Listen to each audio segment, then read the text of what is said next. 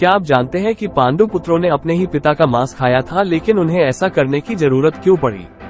महाभारत से जुड़ी यह घटना उस समय की है जब पांचों पांडवों के पिता पांडु की मृत्यु हुई और अपने पिता पांडु के शरीर का मांस पांडवों ने खाया। इस बात को जानने के लिए हमें पांडु के जीवित होने के समय में जाना होगा। इसके अनुसार 5 पांडव युधिष्ठिर, भीम, अर्जुन, नकुल और सहदेव थे। इनमें से युधिष्ठिर, भीम और अर्जुन की माता कुंती थी और नकुल और सहदेव की माता माद्री थी। पांडु इन पांचों पुत्रों के पिता तो थे, लेकिन इनका जन्म पांडु के वीर्य तथा मातों के गर्भ से नहीं हुआ था, क्योंकि पांडु को किसी ऋषि ने श्राप दिया था कि अगर वो किसी भी स्त्री से शारीरिक संबंध बनाएगा तो उसकी मृत्यु हो जाएगी, जिसके कारण उन्होंने कभी भी कुंती और माद्री से शारीरिक संबंध नहीं बनाए थे।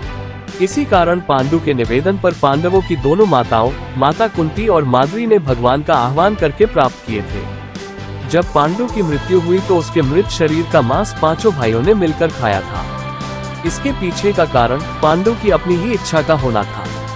दरअसल पांडु खुद चाहते थे कि उनके पुत्र उनका मांस खाएं, क्योंकि पांडव पुत्र पांडु के वीर्य से पैदा नहीं हुए थे, जिस कारण पांडु का ज्ञान कौशल उसके पुत्रों में नहीं जा पाया था।